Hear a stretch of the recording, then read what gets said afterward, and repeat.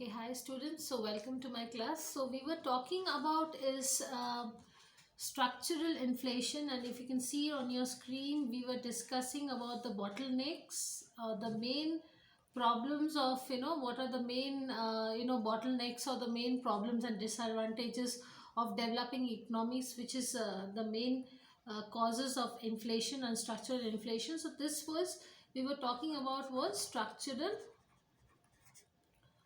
inflation. So I hope you have seen the diagram also, in which I said that foreign exchange, then there is an agriculture problem, then there is an infrastructure problem, and then there is a resources problem. So this was basically, so now we're going to talk about something next. So the next topic we will talk about is, let me drop this. Okay, so we will talk about is deflation versus disinflation.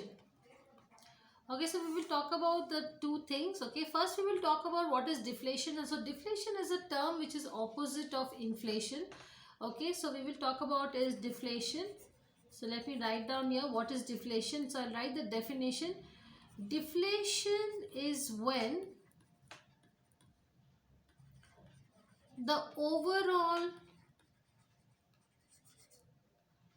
price level in the economy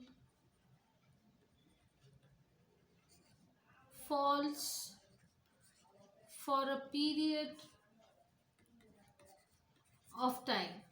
Okay, so basically it is when the overall price levels is keeping on going down and down and down and down. So the price level is coming down and down, and for a long time. So it's like for 5 years, 6 years, and 7 years. So this is a very bad stage. It is just the opposite of inflation, and deflation is also very good. So let us just continue, and let me write more things about deflation. So let me clear this. Okay, so as I said, so this is deflation. Now we will talk about another term, which is disinflation. Okay, so as I said, deflation is like basically deflation is the level where the overall price is for a long time it is falling for a period of time. So that is a stage of deflation, and deflation is an opposite of inflation. Now we will talk about is disinflation. Okay, so disinflation is a situation in which the rate of inflation falls over a period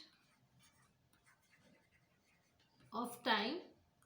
Now as I said, so then let me give you some remember. So you have to remember the difference. Okay, disinflation is when, so when does disinflation happen? So disinflation is when the inflation rate is falling from, say, I'll give you an example, say 5% to 3%. Okay, so say for example, now I'll give you another example. Say the price of a basket of goods has fallen down from rupees, it was 100 rupees initially, now it has fallen down to rupees 80. So this is the reduction. So it is the reduction in the overall prices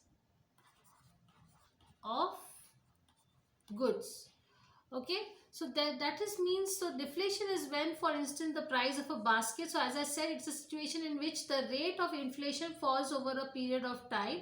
Okay, and deflation is also the same thing when the overall price, okay, so here is a situation in the rate of inflation falls over a period of time. So disinflation is not exactly deflation. It is rather like, when inflation keeps on falling down and down and down, that is a situation. So it's like a temporary stage, and deflation is a stage which is much for a much longer time. Okay, so that's the only difference, that deflation is much for a much longer time. It's like not temporary. Okay, it's not even permanent, but it's for a long time, like 10 years, 20 years. And disinflation is something like, when the rate of inflation falls over a period of time within 2 years or 3 years. Okay, so the difference of deflation is when the inflation rate is falling, say from 5%, then 3%, then again from 3% to 2%, and that way. Okay, so as I said, so it's a reduction in overall prices of goods, and that is a stage called as disinflation. Okay, now as I said, so disinflation and deflation is the only thing where overall price is falling. So here only one particular price is falling, that is called as disinflation. And deflation is when overall prices are falling for a year, for maybe 5 years and 10 years. So that is the difference. So difference is like, disinflation is just a situation when the rate of inflation is falling. It doesn't mean that the price is falling. Say for example 15% inflation, now it has come down to 10%. So that is actually good, so inflation rate should always be less. So most of the countries have disinflation. Okay, but deflation is a very bad stage, because here when the overall prices are decreasing, so there's nobody interested, because the producers are no more gaining any profit. So the producers will stop manufacturing, right? Because if prices increase, then only they can increase the profit. But if continuously the prices keep on reducing, then the producers will not be interested to produce. And moreover, the consumers will also not start working. The households especially, they will also stop working, because they will think that with less money we are getting so many goods. So it is a very bad phase for the overall economy. That is why this deflation is a very, very bad stage. Disinflation is rather good, because in fact if the inflation rate keeps on decreasing, it is good.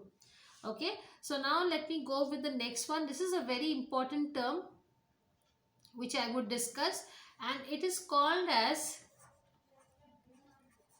Reaganomics. Okay, so what is Reaganomics? So Reaganomics, okay, it's a year, is a very popular term. Okay, so is a popular term used to refer to the economic policies of Ronald Reagan. So everybody knows who's Ronald Reagan. I mean, many of you have not known, because he was the ex-president, former president of USA. Okay, so he is the 40th US president, and Ronald Reagan is also very famous for the because he was a very famous superstar in Hollywood. So Ronald Reagan is the 40th US president. And when was his presidentship year? So he became the president in 1981, in 1989, quite old, but he is being called by a very famous economics as Reaganomics. So Reaganomics is a popular term which is used to refer to the economic policies of Ronald Reagan, and he is the 40th